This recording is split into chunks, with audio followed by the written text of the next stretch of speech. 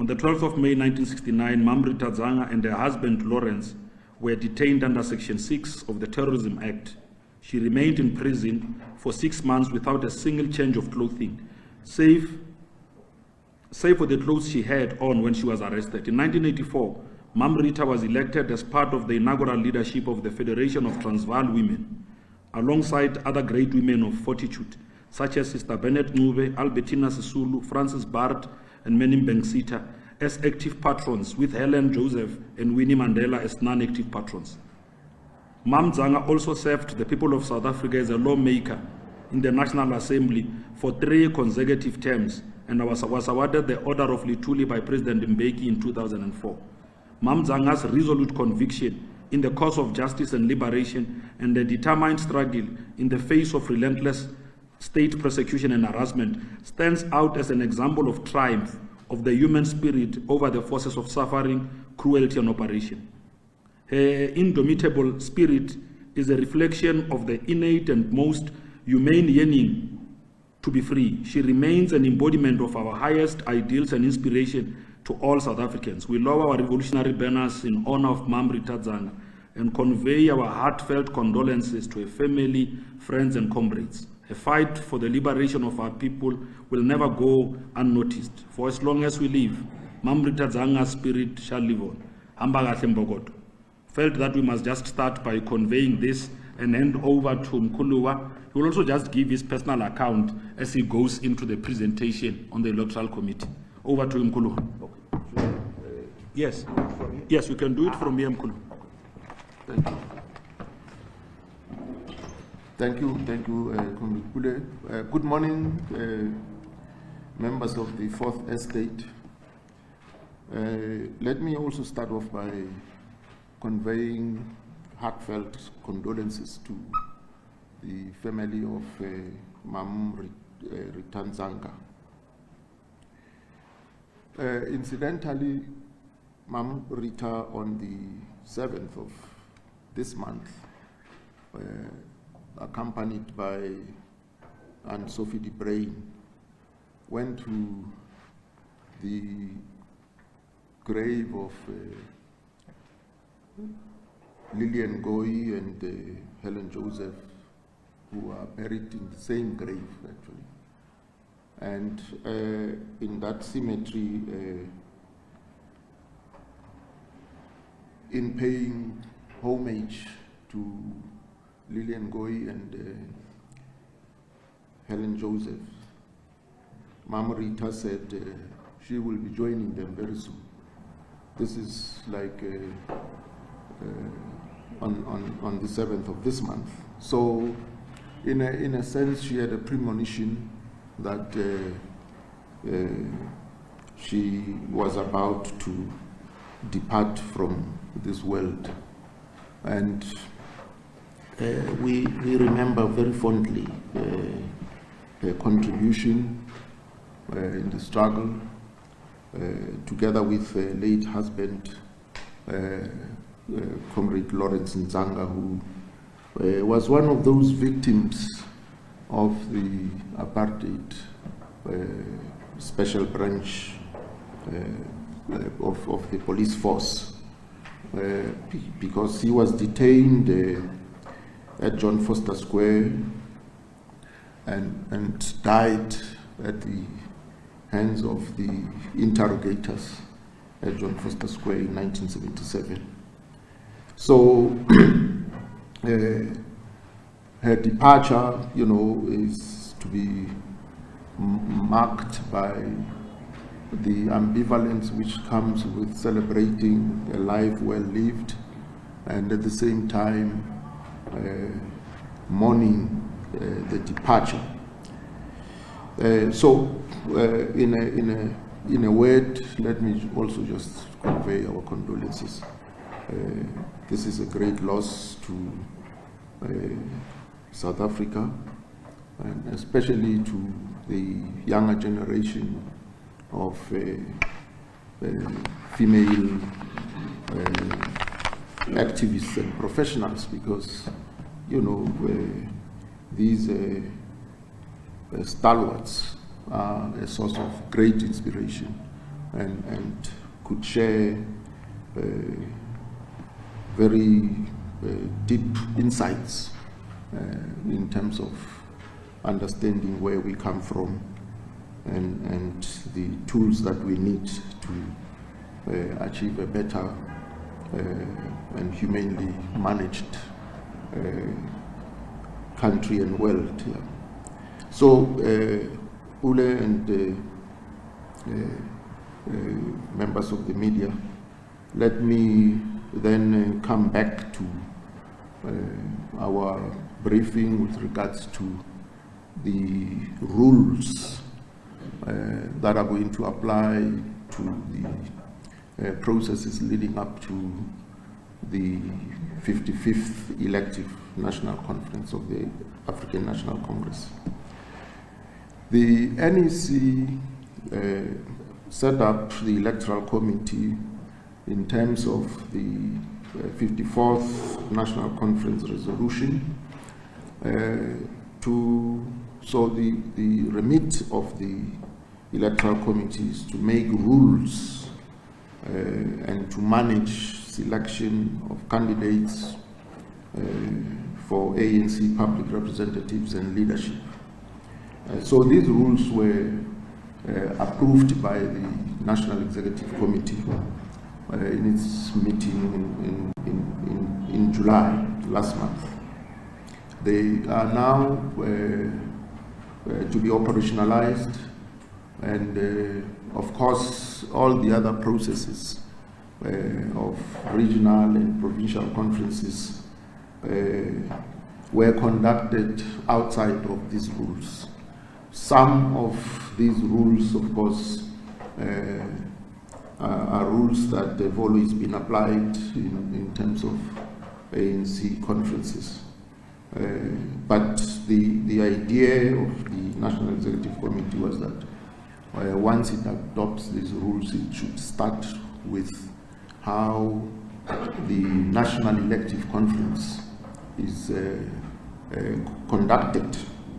And the Electoral Committee was given that responsibility. The resolutions of conference were aimed at addressing weaknesses and manipulation of selection processes, and to make come up with rules for campaigning within the ANC, and to deliver candidates and leaders with capacity, integrity, and support that is needed to lead the ANC and government. The Electoral Committee itself does not select leaders or candidates. Its role is that of rule maker and referee. So the rules are now made and adopted, and the remit of the Electoral Committee is to ensure that all the processes are conducted in accordance with these rules. Election itself is run by an independent agency, and that agency has already been selected and approved. It's called Elections. So the agency will conduct all the processes, and the agency is accountable to the Electoral Committee, and the Electoral Committee, should there be disputes, the Electoral Committee will then attend to those disputes and resolve them. As you know, the nominations in the ANC are the province of branches. That is why delegates to an elective conference are mainly delegates from branches. In fact, 90% of voting delegates at any conference of the ANC must be delegates from branches. So once they've nominated, the collation of all those nominations would be, the responsibility of the Electoral Committee to then collate and tally all the nominations. So for the positions of officials, that is President, Deputy President, National Chair, Secretary General, Deputy Secretary General, Treasurer General, would then the top three for each one of those positions would then go onto the ballot paper. So there will be three for each one of the officials. That is the top ones in accordance with nominations as tallied by the Electoral Committee. And then for the additional members of the National Executive Committee, that is the 80, there will be 200 of them that will go onto the ballot paper. And over and above these ones, these names, at conference itself, there will be an opportunity for delegates to nominate from the floor. And whoever musters 25% of voting delegates would then also be added to the ballot paper. So that's how the ballot paper will be put together. I've dealt with the role and powers of the Electoral Committee. I just want to deal with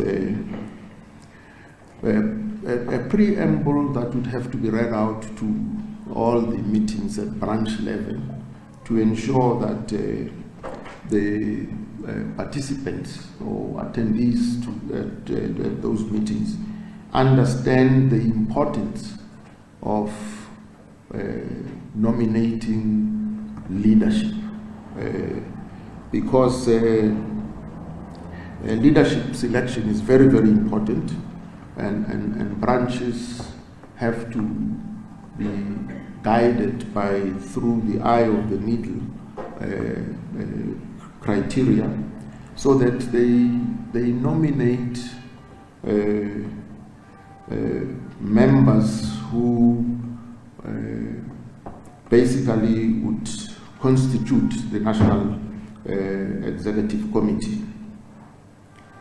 So the NEC is important because in between conferences, it's the highest decision-making body, and has to see to it that policies of the organization and resolutions of conference are implemented.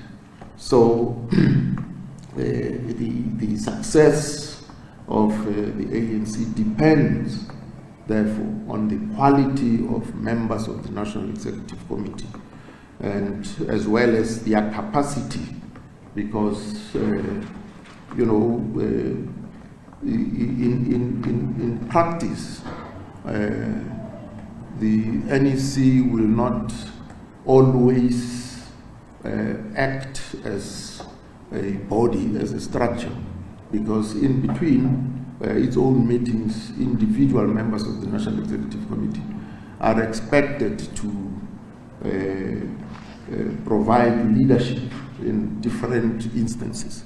And that is why it is important for members to understand that once they nominate and elect members onto the National Executive Committee, they should try to nominate and elect the best that is available. And then, of course, as the public face of the organization, the NEC must reflect the values as well as the non-racial character and non-sexist character, and be representative of what we mean by unity in diversity. It must be representative of South Africans in terms of demographics. And of course, the leadership must also have political capacity, must have a proven track record, and public standing and integrity to lead the ANC, so that when they take public platforms or interact with people at any given instance, they should be out true representatives of the values of the ANC. Then, of course, there's the issue of generational mix. So we strive to ensure that at least 25% of the NEC should be made up of young people. The term young is relative because, but the membership of the Youth League is from 18 years to, rather 14 years to 35 years. So, however, someone who's 40 is also relatively young. At least I qualify to say so. Yeah. So there should be, in the NEC, not of the Youth League, but the ANC, there should be that generational mix. And of course, Rule 6 of the ANC Constitution stipulates that at least 50% of the leadership structures of the ANC should be women.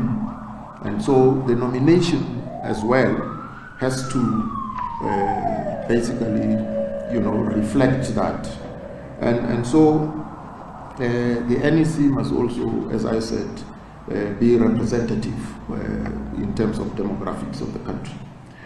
Now, nominees must also come from various sectors, because if you have only one sector, then you are poorer in terms of perspectives.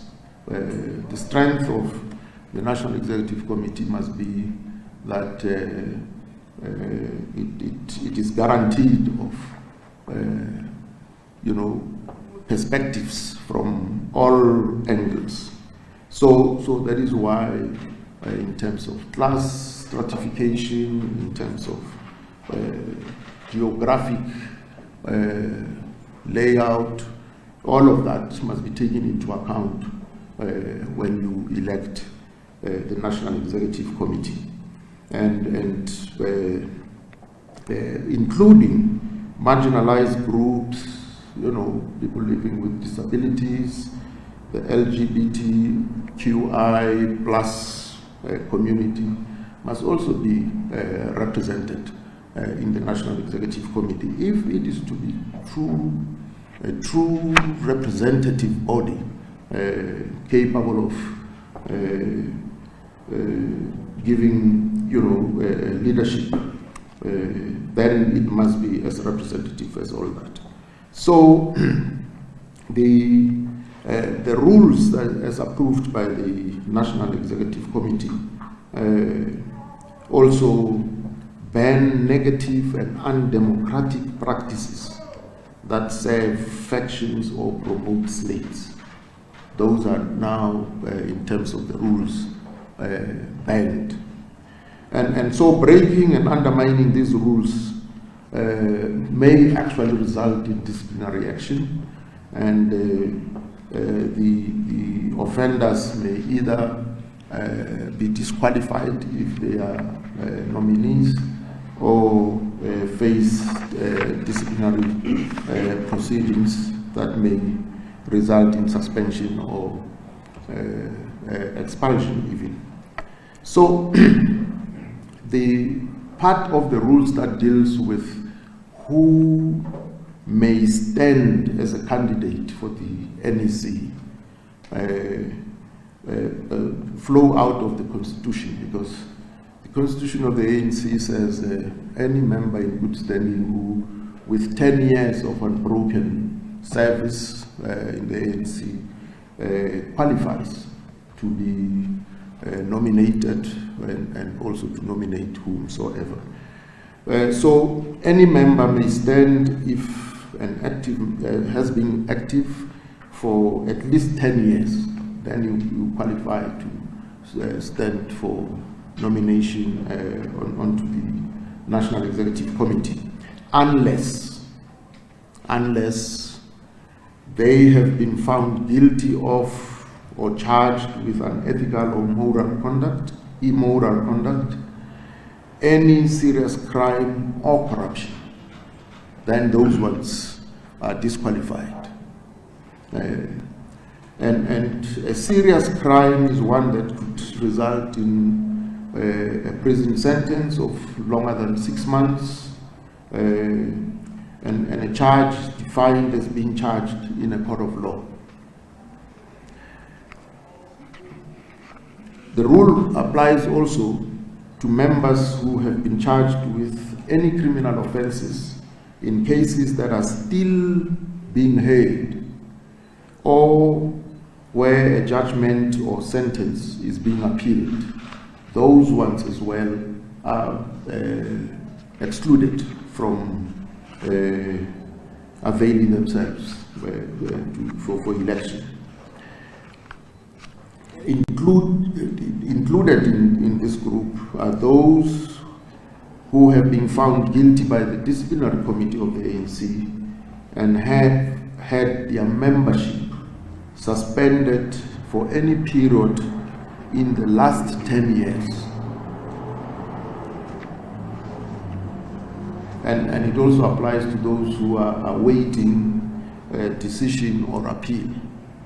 So once you are charged like that, you are disqualified.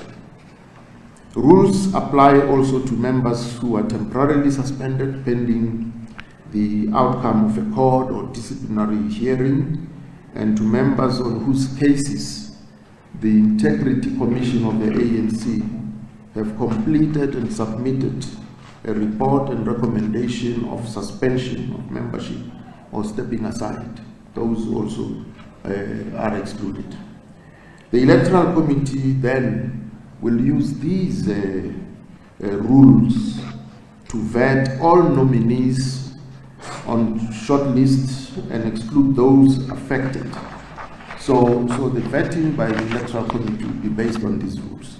If you do not meet the criteria of having 10 years of unbroken service, and or you are facing charges and so on, the vetting will exclude you from the list of nominees. Then the ANC Code of Conduct forbids certain actions, and offenders will face disciplinary action.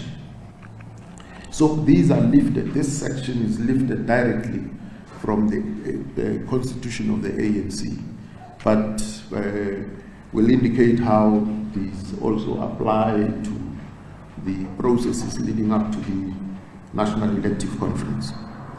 And the first one says, failing to obey any rules made in terms of the constitution, including these very rules, sowing racism, sexism, tribal chauvinism, religious and political intolerance, regionalism, and any other form of discrimination.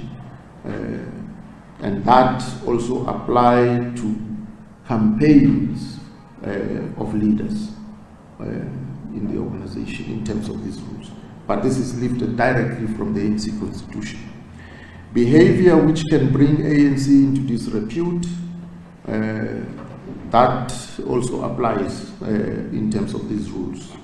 Provoking division, impacting negatively on unity, this applies to slates and negative campaigning.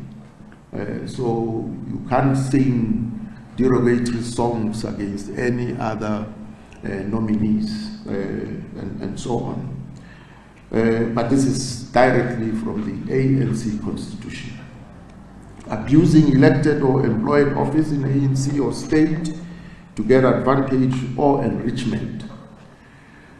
Participating in any organized factional activity that goes beyond normal, recognized, free debate and campaigning. Publishing and or distributing any media publication promoting the view of any organized grouping, faction or tendency within the ANC. Undermining the respect for and or impeding the functioning of any ANC structures. This includes preventing a branch or electoral committee from carrying out their tasks. But as I said, these are lifted directly out of, from the ANC Constitution. ANC Code of Conduct forbids certain actions, and offenders must, of that rule, must face disciplinary action. If you misappropriate funds or destroy ANC property, that would get you into serious trouble. If you fight or assault another member or behaving in a disorderly manner at ANC meetings, disrupting meetings, interfering with the orderly functioning of the ANC, that will get you into serious hot water. Asking for or accepting or paying any bribe for performing or not performing any task in connection with the ANC. This practice, like vote selling or buying, fall directly under this rule. Prejudicing the integrity or reputation of the organization, its personnel or its operational capacity by impeding the activities of the organization. Creating divisions within its ranks or membership, doing any other act which undermines the ANC's effectiveness as an organization. This rule includes any attempts at cheating or undermining the democratic practices of the ANC. Let me go to the next section. The new rules for campaigning. The Electoral Committee believes campaigning should be allowed within these rules, and all should observe these rules. The Electoral Committee has a mandate from the 54th National Conference to rid the ANC of negative and corrupt practices in leadership selection, vote buying, and promotion of slates specifically. No delegate should vote for leaders they do not know and respect. A short CV will be published for every candidate on the final nomination list, so that each and every member can at least make a choice, from an informed position. Campaigning and lobbying should be an open process where we are all allowed to influence each other and are influenced by others within the rules and structures of the movement. The right to nominate and vote for leadership lies with ANC members, and branches who nominate should have that right of nominating and electing protected against corrupt practices who seek to manipulate and undermine the democratic processes. If you think of it, if you take away the right of members to select and elect their own leaders, you are already, in a sense, engaged in corrupt practices. So delegates get their mandate from branches and must ensure that they act in accordance with that mandate. Of course, once they engage with others, they are there to influence and be influenced. And if they are influenced, when they go back to the branches, they should be able to explain why they felt that they were influenced by superior considerations. So essentially what we're saying is that the mandate that the delegate is given by the branch must always prevail, on the proviso that there's room for influencing others and being influenced. So the rules for campaign events will apply from the time that nominations open on the 7th of September. From the 7th of September, nominations for the electoral conference will open.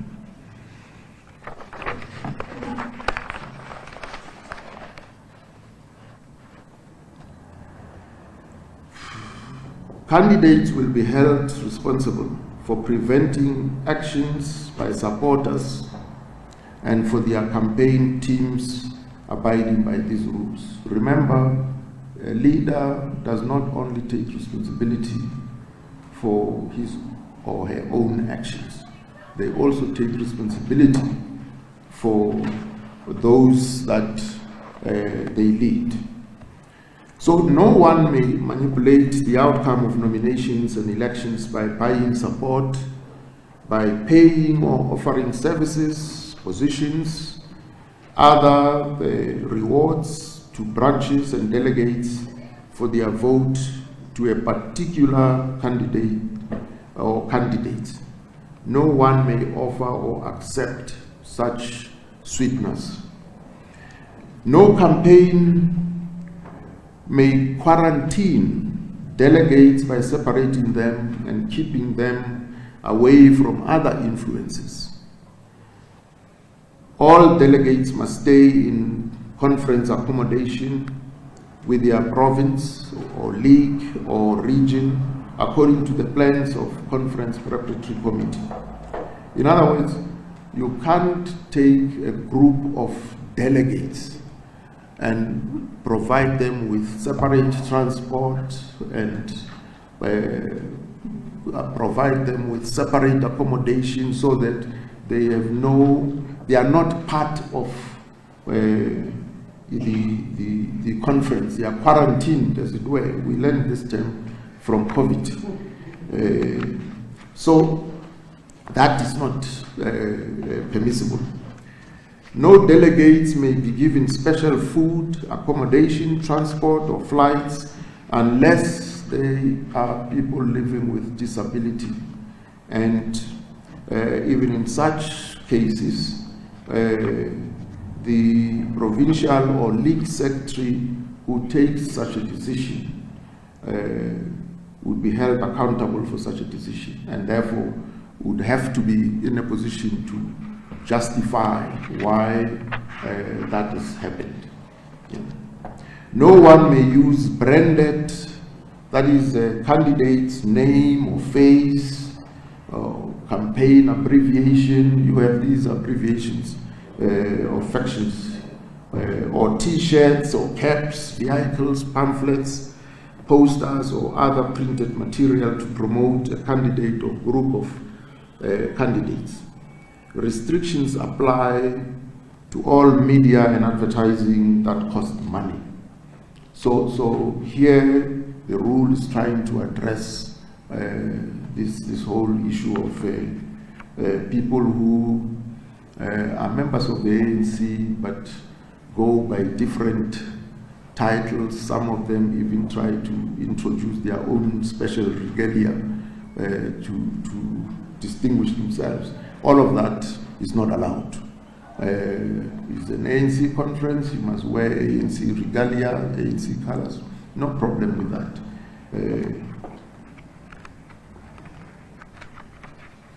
So, media that is available at little or no cost, such as social media, emails, SMS, WhatsApp, Facebook, Twitter, Instagram, TikTok, YouTube, and press releases and interviews are allowed. That you can use because You don't. It doesn't cost too much money. It doesn't cost money at all. So, in terms of regalia, only ANC T-shirts are allowed. You can, design them whatever the way you want, but it must be ANC regalia. And then there's a section that deals with organizational and public meetings. So campaigns may hold organizational or public meetings, interviews, debates, in person or virtually, and or on radio, television or social media. Costs may be paid for venue, sound, travel, for organizers and candidates. Modest refreshments may be served, in other words, water, not no alcohol, no drugs or psychoactive substances are permissible. ANC structures may host organizational meetings where candidates can address members as long as all candidates are given such access in provinces. So in a province you can't only give such an organizational platform to a select a group of nominees to the exclusion of others. It has to be all of them. The Electoral Committee may approve or call debates between opposing candidates on ANC platforms to provide better information to members. The Electoral Committee will have to decide the rules and format of such debates. Mass and public media platforms may be used as long as the rules, format, and moderation are controlled by the Electoral Committee. These events should not become disorderly spectacles. No member or candidate may use any form of negative campaigning against another candidate or group of candidates. Focus should be on why the support is deserved by whoever you are campaigning for. No group of NEC candidates may campaign as an organized slate or list. Candidates may express support for each other and attend campaign events together. No one may distribute lists or slates of officials and NEC members that delegates should vote for. Then consequences and objections.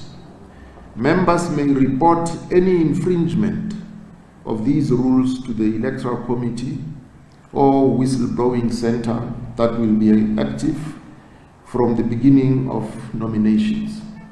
So a center will be established, so that members who feel aggrieved by one form or other of misconduct may then report. The Electoral Committee may refer the matter to an ANC disciplinary committee, and it could lead to the disqualification of the nominee in question.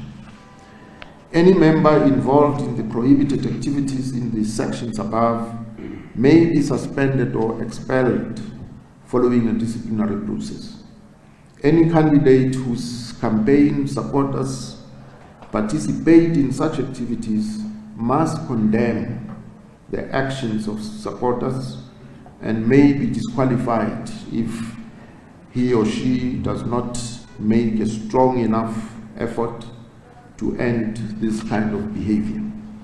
All candidates must agree to abide by these rules and to keep a clear record of all sources of donations in money or in kind and all spending on their campaign. The full financial record of every campaign must be submitted to the Electoral Committee. The Electoral Committee has the right to demand further particulars and to inspect bank statements of candidates' campaigns and campaign workers and to interview campaign organizers. The Electoral Committee may order a full disclosure of all assets, properties, investments, donations, and gifts of any member involved. This will require the full cooperation of the nominee. The Electoral Committee may also open a criminal or civil case where such is warranted. All objections against candidates' eligibility must reach the Electoral Committee by the 15th of October. And of course, each one of such objections must provide the conduct details of the objector, contact details of the objector, the name of the candidate, the grounds for objection, and any available evidence. The Electoral Committee will contact the candidate involved and give opportunity for a response. If needed, the Electoral Committee will investigate further, or a hearing will be held. The ruling of the Electoral Committee will be final and will be communicated to both objector and candidate.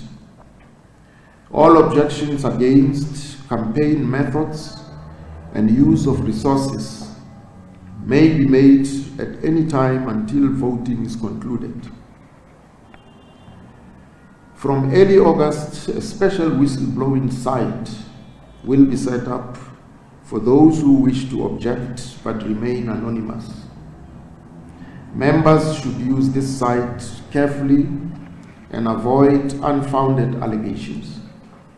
The Electoral Committee may censure or disqualify the candidates or refer them to the ANC Disciplinary Committee. Then, of course, the last part deals with our timelines. So the cutoff date for membership for conference is the 3rd of September. That is, if new members are recruited, that's the cutoff date. From that, if you are recruited after that date, then you would not be counted as part of the membership of the ANC. And nominations, as I said, will commence from the 7th of September. Thereafter, the dates deal with the training that the Electoral Committee will have to offer and conduct to the members and other committees and relevant leaders in the structures of the organization. And of course, names, the disputes and complaints, as stated before, the Electoral Committee will rule by the 31st of October, so that names of final candidates for branches will be circulated as of the 1st of November, so that with the CVs, brief CVs attached, so that members, when they brief their delegates to conference, should do so from an informed position. So, from the Pule and members of the media, that's the salient points of the rules. I'm sure you've been furnished with the rules in full, and so if there's any clarity-seeking questions, we are here to clarify those here. Thank you. Thanks, Mkhulua, for that comprehensive presentation. Hands are already up. Maybe members of the media also want to stand in December. Let's check. You know that 25% can attract interest here. Okay, you can go ahead. Thanks, leadership, for the comprehensive briefing. As such, I have comprehensive questions as well. Okay. And my first question, you say, of course, candidates who stand must have direct board, political capacity, human track record, and have a good standing in society. Others already are arguing that as such, a person who meets that criteria is yourself. As such, there are others who are saying there may be a call for you to also stand, since there is a shortage of people who meet this criteria. Will you avail yourself if you are called upon to write a community? And then second question, on the issue of 25% youth and okay, let me speak to the 25% youth. What informs the 25% when the population of the country, I think, is well more than 50% young people now? And also, why would you deviate from the constitutional description of the ANC of who is youth, which is 35 and below? You said 40, relatively young, but the constitutional in terms of your own organization's constitution is 35. And also, does it only just mean youth, or people must meet a particular standard? Because sometimes I feel the issue of youth and women on top is just pushed without principle and certain standards that are set on you.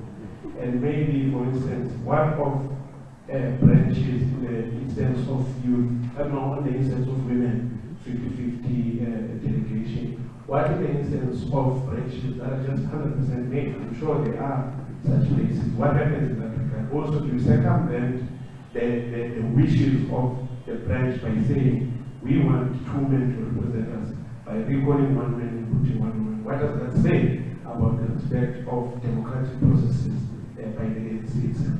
And maybe there's now, I can't get the second time. Okay. We just take questions in Kulua for the first round and then deal with them. Maybe 5 and then. Okay. Some guidance on the SABC. On the issue of particularly ANC leaders who have a wrong standing in society, you've got a president of the ANC who is accused of money laundering, torture, and issues of power and the dollars. Would that kind of a person still be morally upright to lead the ANC in December? You've got Dr. Zulile Mkhize on corruption of digital rights. Is he still morally upright? And there are many other leaders whom are accused of many other issues within the governing party. How are you going to find truth and see who is eligible or not? Then on the issues of delegates, conference is the highest decision-making body of the party. If delegates at that conference of the ANC in December stand up and say a suspended individual can still contest and disregard these guidelines that you set up as the highest decision-making body of the party, would they have that constitutional right to disregard that particular document and bring back Ace Mahashule from the dustbin of political history at this point in time? Then, we are on the elections in Kenya. Just your words on what other African countries have learned on the election of William Ruto and how they were able to avert any political killings within their country this time around. Thank you.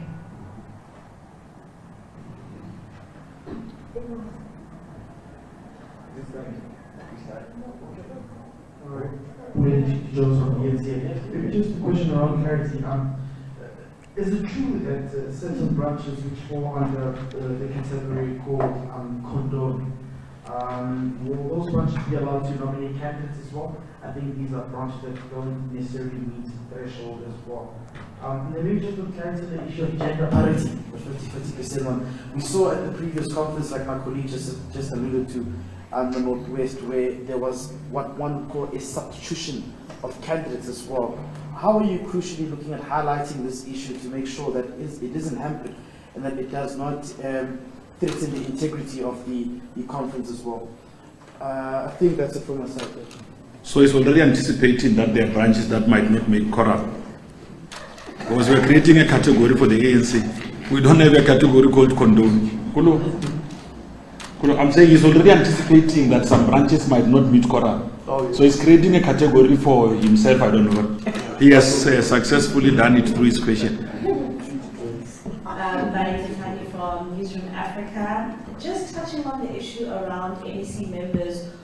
are indeed facing charges and stemming from your suspended Secretary General. When you look at these rules overall, do you think that they are not too harsh and they are fair for your NEC members? And what happens when you find yourself in a situation just like the suspended Secretary General Esma Hashule, who is then exonerated from his charges just after that conference in December? Did you discuss then what happens for those who are not given an opportunity to participate in the conference? And also, looking at, just looking at my notes quickly, NEC candidates NEC candidates may campaign as organized slates. Oh gosh, this line. As organized slates or lists. I mean, and you are saying that candidates may express support for each other. No one may distribute lists or slates of officials, and NEC members that delegates should vote for. How will you regulate that? I mean, you know, looking at the previous conferences which we've seen, people campaign on social media, and you can't really pin that down and pin it on, you know, a particular slate or a particular grouping. So how will you regulate, especially the distribution of lists and slates before conference? And my last one, my last one on vote buying. You are also then presenting more issues there on vote buying, saying that it will also not be accepted. How will you also be able to track down indeed if whether a candidate is indeed, buying a vote? Because we know that these are done through back doors, and it's something that it can be done behind closed doors, and no one can actually pin that down and say indeed that these branch members have been bought by a particular person. Thank you very much. This battery is low. Okay, we've got Junior and Lizega there in the back. Okay, just a quick one from me. You spoke about young people. You're aiming to try and get 25% of the elected people being young people. But also you say that for you to stand, you have to have been a member for more than 10 years. Is that not contradictory then? Because you spoke about an age group of the youth from 14 until 35. So a 19-year-old person, would that then disqualify them automatically?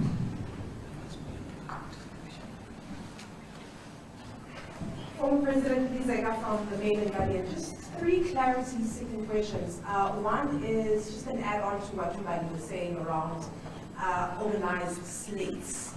Would that rule not have been more effective during the provincial conferences, given that we've seen that there's been clean sweeps of slates emerging in those elective conferences? Isn't it too late to introduce this rule now? When you say, given that there's the DC and other consequence management committees kind of drag when it comes to action or finalization of their recommendations and implementing their, when it comes to these committees making findings and rulings. You say that you have until 15 October for people to come and give you their reports. Would you not need more time, or the DCs would not need set times to ensure that they come back with recommendations and findings? Because you could find that DCs come back after the elective conference, or maybe the year after. When it comes to the financial records, you say that you'll be inspecting financial records. What does that mean? What would you be looking for exactly in those financial records? You have a president whose financial records are sealed from the 2017 conference. How do you navigate those kind of circumstances? No, thanks. You want to come in? Come in, I'm sure when Kulua speaks, he will clarify the difference between a young person and youth, so that we are not confused on what we are trying to do here. I just want to get clarity on what constitutes a serious crime, because some people may argument that in the case of in Northwest, the current chairperson, the newly elected chairperson, is facing a criminal case, and yet he hasn't been forced to take a back seat or step aside. And also on the issue of people who are not allowed or prohibited from standing for nominations or elections, would that rule of disallowing them even when there are appeals that are going through the courts, is that not creating the processes of the courts to say they won't be allowed, even if the court can exonerate them before the elective conference? Thank you. Okay. Okay, we take the last two hands and then so that Nkuluwa can have a fair chance to deal with. You want to start first? Yeah, I'll start. My name is Salah, and I'm from Salam Media. Just wanted to clarify. Slider from? Salam Media. Salam. Yes. I just wanted to clarify from the Deputy President. He mentioned something about a whistleblowing kind of regulatory body that will be enforcing. Like a website, a portal. Yeah, we just want to find out if will this be an independent body or it will be from the structures of the ANC, and who does it comprise of? Maybe we can just unpack that a bit for us. We want to know who makes up the portal. Yes. Okay, okay. That's fine. You captured that one. ANC meetings have become violent in nature, so much that we have to content of police and emergency personnel have to go to police. Is there any plan to keep community processes enough to the extent that the public resources are used for what is essentially a private affair where the ordinary supporters often don't get help from police or emergency services? Okay. Kuluwa, you want to deal with?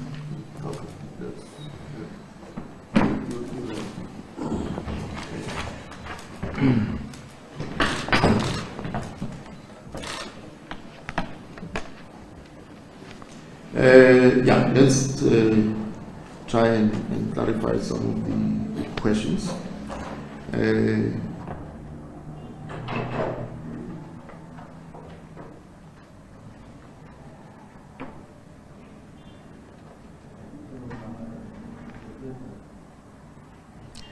The issue of young people, this generational mix, is not restricted to the membership of the ANC Youth League, which, as you know, starts at the age of 14 to 35. That is why I was giving you the example of a 40-year-old being relatively young. If you are, in the old Soviet Union, if you were 60, you were regarded as youth at 60 years old. So the members of the Politburo were from the 70s into the 80s, and hence they were derogatory referred to as the geriatric ward. So that's where relativity comes in. For a long time, the chairperson of the ZANU-PF youth wing was a 60-year-old. But that's why I'm saying it's a relative term. And truth be told, the ANC structures at this point in time are actually led by a generation of COSAS. Not even the first generation of COSAS. The third generation of COSAS leaders are leading the ANC structures, branches and regions and so on, as it were.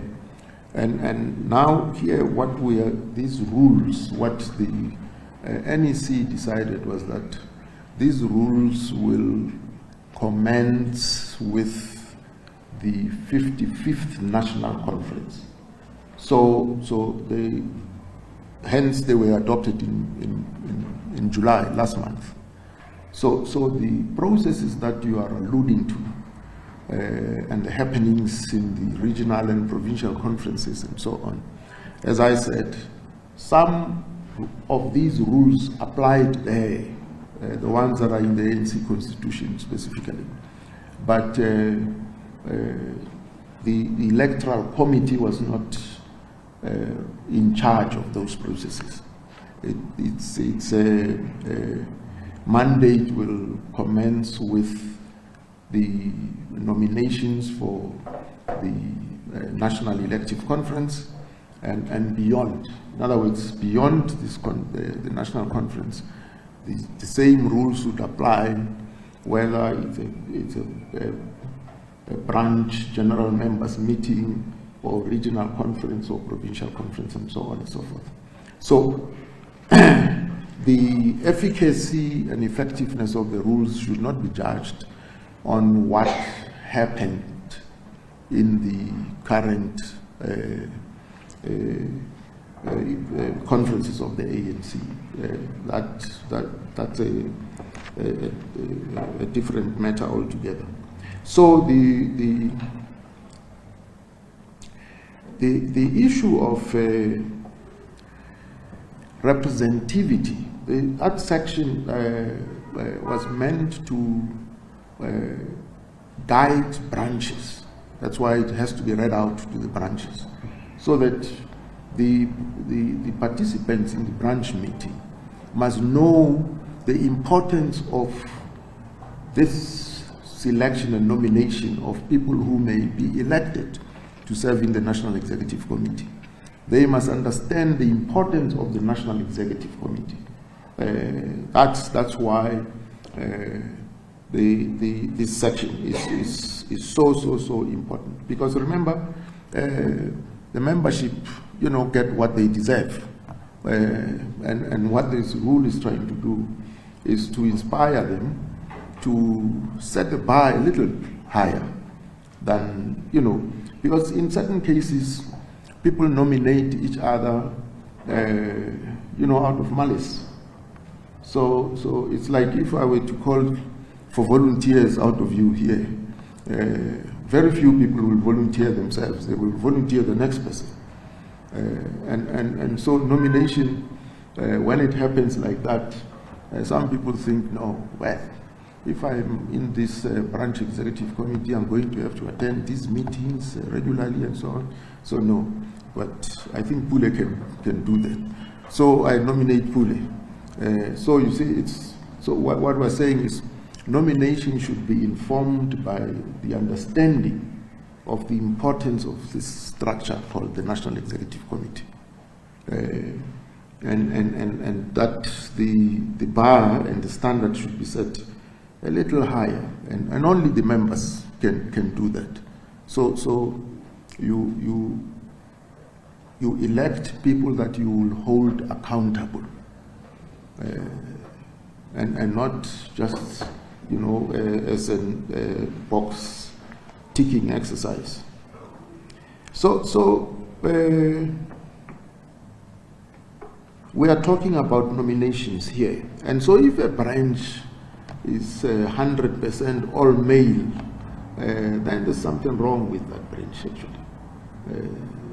It would not be a branch of the ANC that is properly constituted, you see, because the branches must be properly constituted.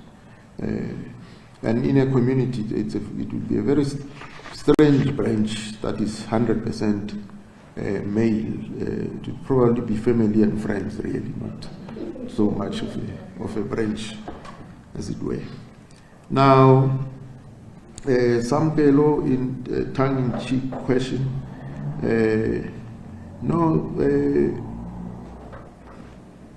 We don't do that. We don't recycle, leadership in the ANC. We actually don't do that because, if you were in leadership and you lit some flames, by the time you left, there was some flame flickering there. If you go back as ash, and you douse even the little flames that you'd have left there. So it's not something that we do. Now, Moral standards are important. That's very important. It's important that the leaders who lead the organization must be unimpeachable. That's a very important criteria and standard. And so the vetting will happen at a point when the nominations have been completed. Then the electoral committee will go through each one of them to vet them. And anyone who would stand foul of these rules would then be disqualified, and reasons would be given as to why he or she doesn't qualify to be there. But the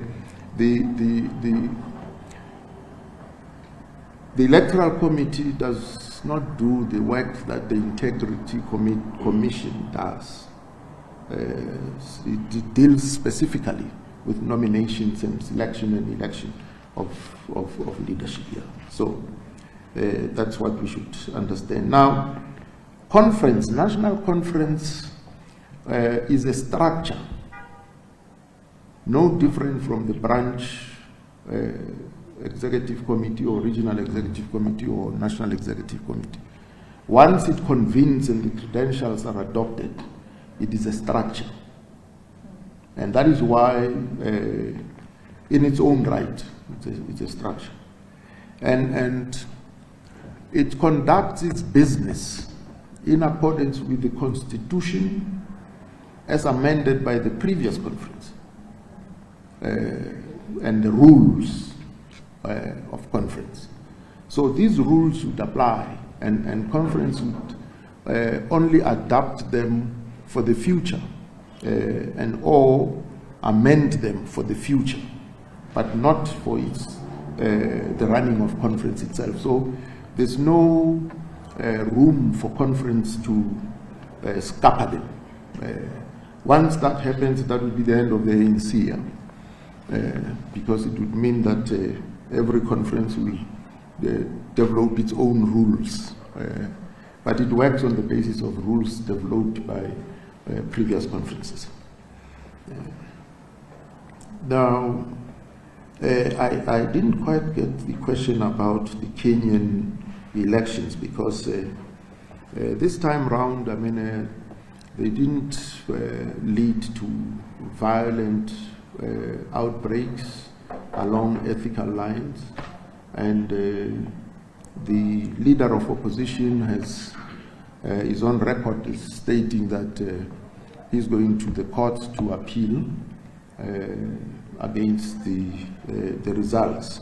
And we know in the previous elections the courts actually overturned those results and they had to go into a rerun. So this time round, what I think is very helpful is the fact that they've conducted elections in a peaceful way, and they are pursuing objections through the court, which is part and parcel of democratic practices here. Now, gender parity. The rules are very clear and straightforward and would be applied very strictly. That the constitution of the ANC stipulates that at least, and that's a minimum, 50% of all elected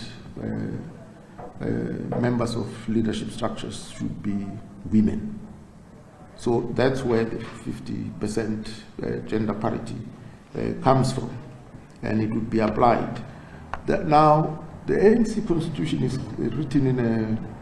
So you have the National Executive Committee made up of 86 members, 86. But the way the constitution is written, the officials, what is colloquially referred to as top six, or the officials, are not a structure in and of themselves. they are the National Executive Committee. And so the way the elections are conducted at conference, it is the officials who are elected first. That's what the Constitution says. So you elect the top 6 first. And these rules are saying we will elect 4 of them first. President, Treasurer General, Secretary General, as well as the National Chairperson would be elected first. And you come back to conference plenary, you announce those results. Then call for nominations from the floor for positions of Deputy President and Deputy Secretary General, and once that's done, delegates vote for that. Part of the rationale is to allow the delegates to realize, whether the 4 that is being elected is truly representative and all, in terms of all the criteria, and therefore have the opportunity to strike a balance in terms of all the aspects of that criteria.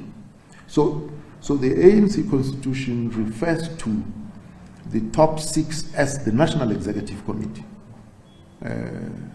And the 80 who get elected afterwards are called additional members. That's how the ANC Constitution is couched. The Constitution of the Republic is couched in the same way. The executive is the president. So cabinet is appointed by the president thereafter. Yeah. So that's how. So the rules are encouraging branches, even in the process of nomination, that they should also consider the top 6 and ensure that at least the 50-50 rule applies to the top 6 as well in terms of nomination. So that's quite new, and of course some of the questions that comrades raised were, this is not in the constitution of the ANC and so on, but change is brought about by, that's why you have quotas. Quotas are nothing but targets which are meant to focus attention on the need to address that balance.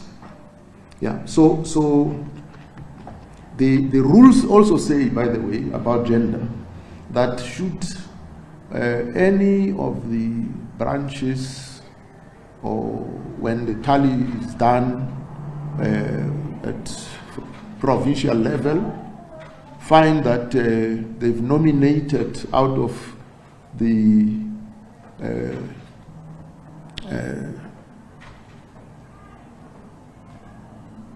200 additional members, they've nominated only 40 females and the rest are males. The rules say we will disregard the rest of the males. So if it's 40 females, you take 40 males. And so that way the branches are in fact directed to really try and apply their minds carefully about gender parity.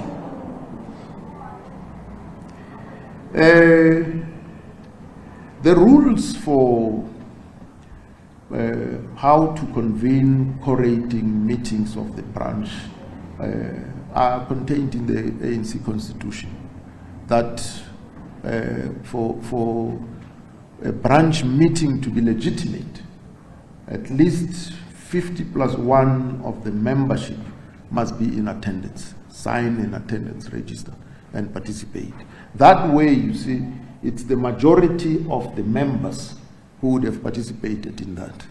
And this is to avoid the situation where only, a few people take decisions on behalf of the branchial.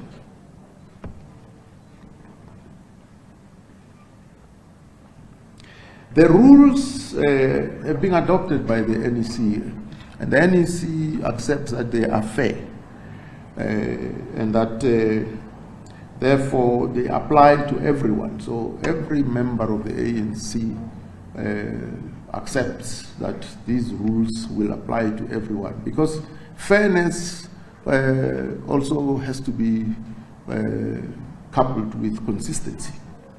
It must apply to everyone. So if there are those who are through the vetting process at the end are excluded, that's fair in terms of the rules. Campaigning, Bali says there's a problem on how to monitor these things. The rules allow for campaigning through social media, and as long as it's not something that costs money, you see, to pay and so on, that's allowed. That's why campaigning through social media is allowed. Yes.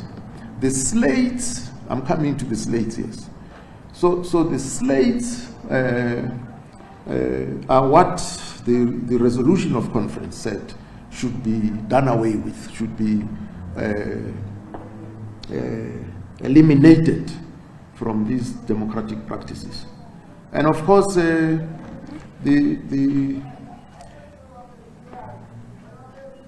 way to do it is to inculcate and to clarify each member, so that members themselves, because remember, the best defenders of the organization are its members.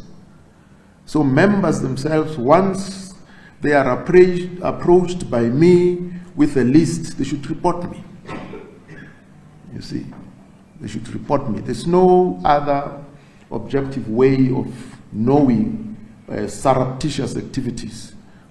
People who meet in the small hours of the day and so on, in dark corners, and conducting discussions in whispers. Unless you are there, you would not know. But you rely on your members who are there to call them out. And so that's why this becomes an organizational responsibility. Vote buying, the same. Someone approaches you and offers you a post or whatever in exchange for your vote.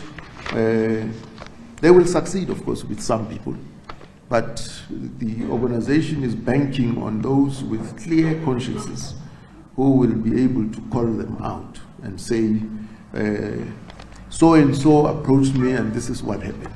Because this information, most of the time, is known by some members. I mean, we get to know about these things, even though, you may not have been part and parcel of those. That's how we think we would be in a position to eliminate these practices. Because you see, if there are no consequence management and people get away and so with wrongdoing, over time they just do it flagrantly and they know nothing will happen to them. So the rules are meant to put an end and a stop to that kind of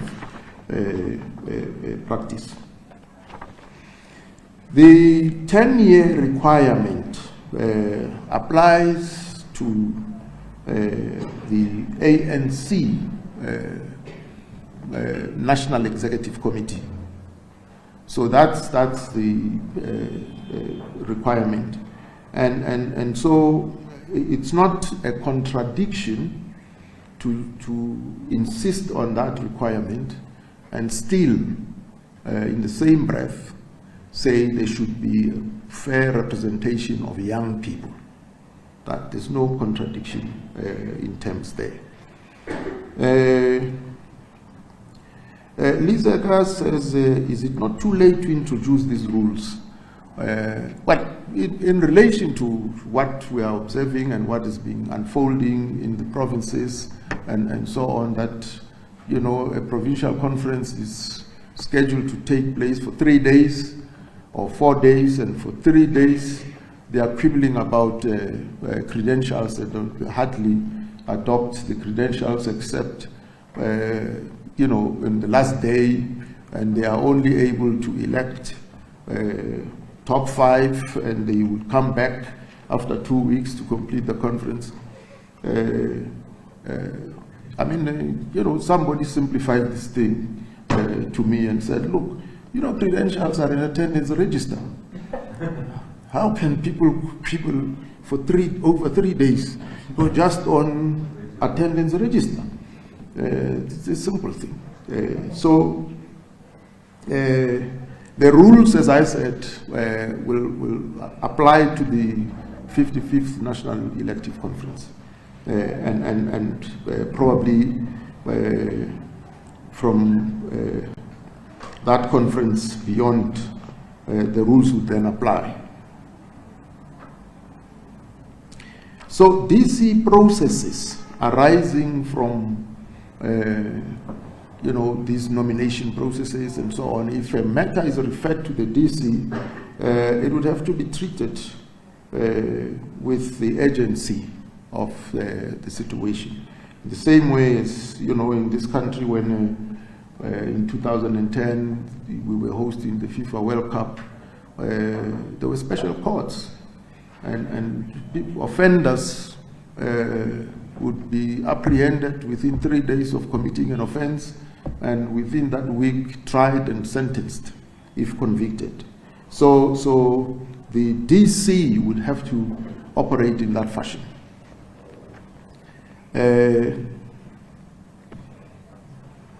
Financial records.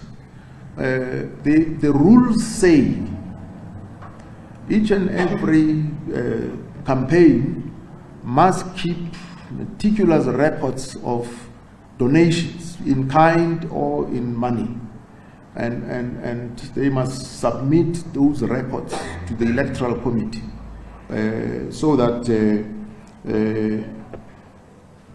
they can be checked, you know, whether people were not, in other words, you received 10,000 and only 2,000 was spent on water, and the venue was free, and the 8,000, you can't explain what happened to it. It's not there. So it's questions like those that would have to be answered very clearly.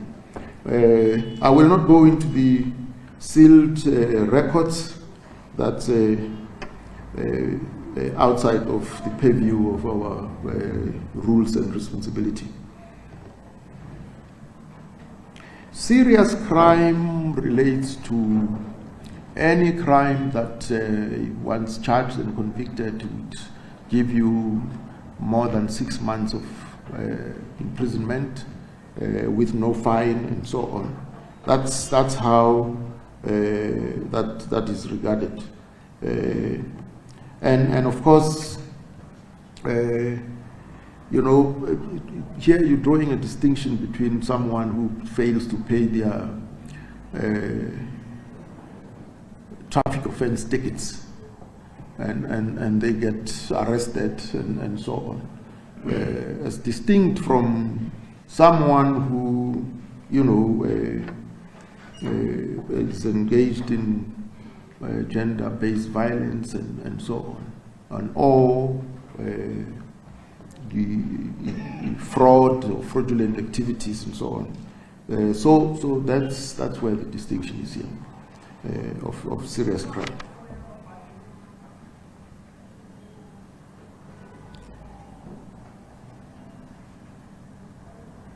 So the matter of the example you gave of the chair of the Northwest, as I understand it, that's an ongoing matter and so on. And the rules are clear that even such people are ineligible. If you are awaiting, judgment, or you are appealing, or the case is still in progress, you are ineligible. So the rules are very clear about that. Those who are vetted out and disqualified because their matters are pending, and then at the time of conference itself,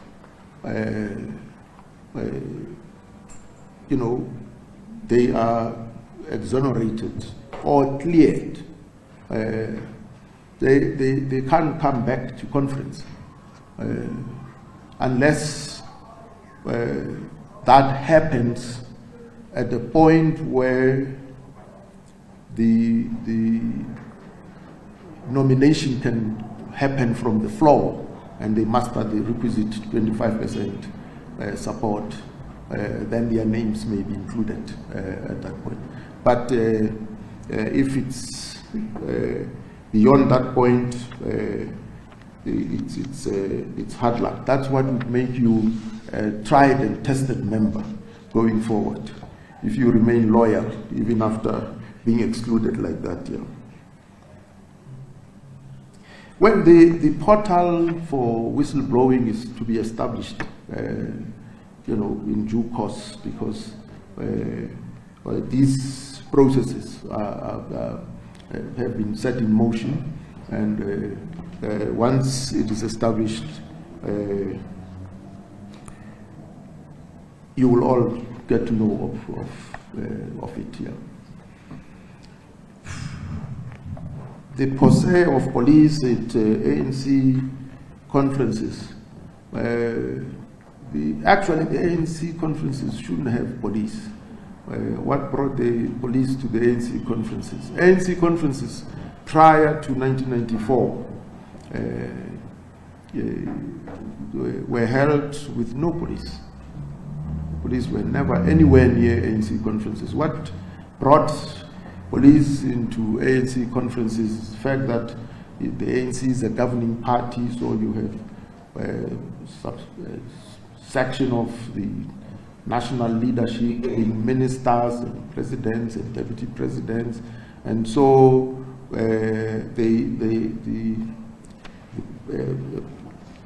protection units accompany them, and that's how you end up with police. But ordinarily, ANC gatherings would have no police participating in them. Yeah. Thank you, Comrade Buda. I hope I've answered all the questions. No, you did. You did actually. It was a very good lecture. They are now sorted. They are quite. Follow up. Yeah, it's actually not a follow-up. It's actually to the national spokesperson of Yes. the ANC. Just yesterday, the financial body released that statement saying that you owe workers 86 million rand in public funding, and instructed to pay 10 million rand every month from here onwards. You find yourself in a very uncomfortable state in your financial status of not paying workers as well. As the reaction, getting reaction from the ANC, how do you plan to do this if you continue to say that you do not have money to even pay staff? At the same time, opposition parties in parliament saying that they will be instituting a motion of no confidence against President Ramaphosa in parliament. Just your reaction, please. Thank you. Okay. Covered. No, just a follow-up from me. Kulu, I'm not sure if you answered my question on you meeting this criteria and whether. He said they don't recycle. Yes. No, our DLH, Nkulu. But Nkulu will also be conflicted, remember. He is running a process. He has agreed to run a process on the account that is removed from expressing interest. It's as easy as that, matters of conflict of interest. Yes. Disqualified or disinterested? Okay. He's already disqualified by the fact that he chairs the electoral committee. No, but on the content itself, leadership, You say social media is allowed, but as long as there's no payment, I don't know if you guys, when you were discussing this particular part, you were aware of the influencers phenomenon, which is people who are paid by someone to push a particular narrative, which can be used in the form of campaigning for a candidate, and you would never be able to know. They may pretend like they are just tweeting because they like Hule for president. You know? I think I went. No. No, he's giving an example.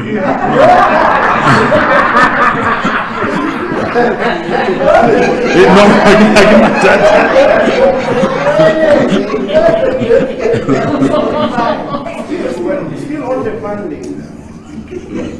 When you, I understand, we all understand, of course, the declaration, but I'm saying in terms of, I'm sure most of these rules are meant to bring about fairness in the campaigning itself. How do you make it fair? For instance, let's say in my political president campaign, I'm pumping in a lot of money, but in your campaign as Gurua for president, there is no money at all that is coming. How do you make sure that there is balance between these two candidates that are campaigning for the same position, in that there is a fair spread? In fact, the ANC, how does it come in to assist those that may not necessarily have, private donors and people who believe they can throw in money into their campaign? That's about it. Thank you. Okay, you want to start then? Okay. Considering that the ANC doesn't send anyone to contest. Yeah. Well, part of the consideration really is that the use of money to buy influence directly with members should be eliminated. And that's why, however, it's accepted that campaigning would happen and should happen. But that, the organizational platforms, if I'm contesting in this province with Comrade Pule, the structures, when they avail a platform for Comrade Pule to explain where he comes from and all of that, they should also afford me the same opportunity. So organizational platforms should be available or availed to all those who are nominated. And the issue of social media is allowed. And if there's manipulation even there, the ANC, you see, when let me use an example here. When we have children in your home, the DSTV, advertise that, the remote control, you press this, that, and your children will not see the blue movies. But many parents need a manual to know how to operate a microwave. The children don't need the manual. They crack that. So if you want to protect your children,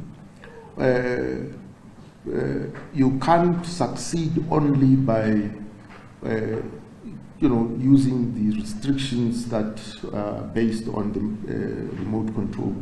You may have to sit them down and explain to them that movies are make-believe, they are not real. So then they can watch whatever and know that it is not real. It's a make-believe, and so on. So similarly, in terms of the ANC, we're proceeding from the assumption that all members of the ANC have to try and act fairly within the rules. And those who bend the rules, if they are caught, will face the consequences. Hence, this consequence management. Thank you. No, thanks, Nkulu. Around the Financial Service Conduct Authority. And what was the other one? It was the political parties in Parliament. Oh, okay. And those ones of yesterday. So the Financial Service Conduct Authority has been in engagement with the African National Congress through our own fund managers. Fund managers have got a fiduciary duty to report when organizations are unable to perform certain of their financial obligations. So the Treasurer General has been in engagement with both the Financial Service Conduct Authority and the fund managers. A plan has been put in place which has been shared or is being shared with the staff representatives on what the ANC is doing to attend to that. Already with the fund managers, an undertaking is that we have got to come up with about 10 million rand to be able to deal with that debt. But there are a number of options that are available, provided for by the Financial Services Conduct Authority, and those are legislated. We wouldn't really want to go on record with those because our Treasurer General has assured us that they are working on a plan and all the relevant parties affected by these developments have been briefed. You see, this morning it was quite difficult in Mkolwa because we're having to clarify some radio stations on how the ANC goes about raising funds and fulfilling its own commitments. Because we're a fundraising-based organization. We've clarified to ourselves in the media on some of the challenges brought to us by the enactment of the Political Party Funding Act, which now imposes certain thresholds on how much entities and private individuals are able to give as part of fundraising to parties. The reduction of our own seats even in Parliament affects how much we are able to now make out of the IEC funding. But one of the morally correct things that the ANC has done was to make sure that even under COVID, we do not retire any one of our employees, expose them to unnecessary devastation. We did say we stand with our employees and understand conditions that they are facing and are trying to find more innovative ways to be able to deal with their plight. We are staying in contact with staff representatives, making sure that they are kept updated on measures that are being put in place. We constantly apologize to our employees for this devastation. Even with that, they still continue to commit their time to the work of the African National Congress, and for that we are thankful. They were there at the National Policy Conference. They picketed. They did go on a picket. They are allowed to do so. They've joined the union here. We recognize their right as employees. We do not victimize them because they've raised their own issues. It is well within their own right.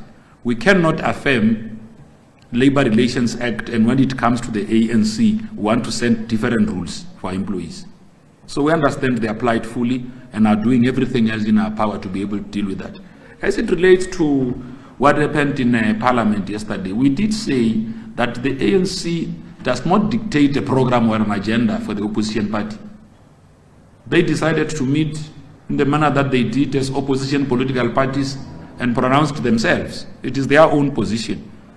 What we have come out to say and place on record was that our president, when the issue of Phala Phala came out, and we did acknowledge that this issue, Mkulua, has got a bearing on our own standing and imagery as the African National Congress.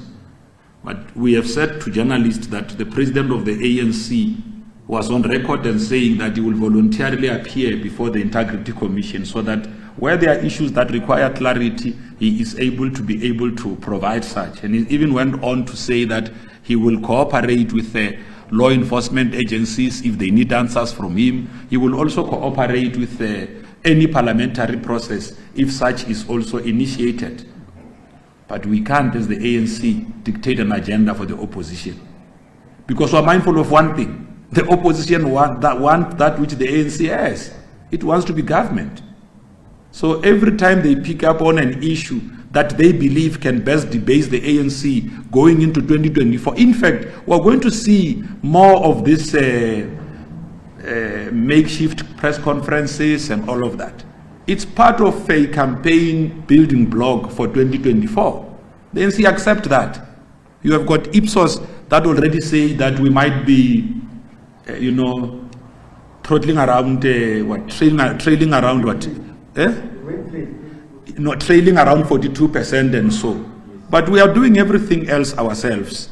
Not just to, while we recognize what research says, actually research empowers our efforts. All of the things that Mkulu was talking about today, on how we also want to introduce electoral reforms, they are part of our own attempts to be able to restore public confidence in the African National Congress, to make sure that the renewal of the ANC is about us regaining lost ground. So we're aware of those things, and we'll keep on coming back to yourselves and giving update. The fact that the ANC can even go as far as saying, let us have a portal that deals with whistleblowing. Let us deal with the notion of money in campaigning. Let's create a platform where everyone could be able to contest and be elected in a position of responsibility. This is part of the building blocks of reclaiming, recovering, and winning back that lost confidence. So we're alive to all of those things. So I'm sure that all of your answers have been, all of your questions have been answered. We had agreed that Mkulu will be here until 12 o'clock. Mkulu, we're on time.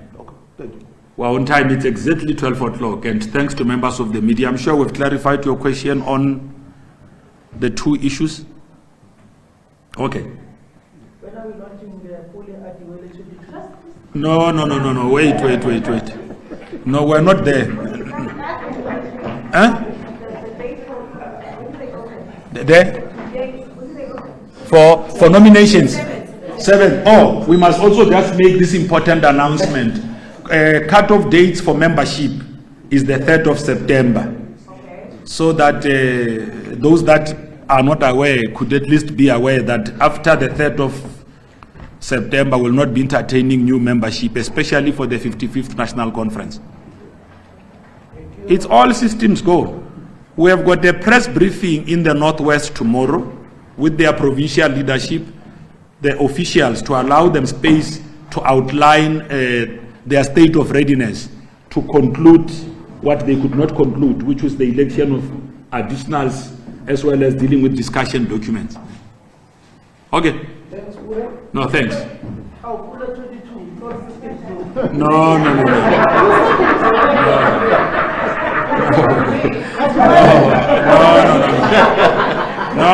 No, we have to conduct ourselves. No, we must conduct ourselves in a very proper manner.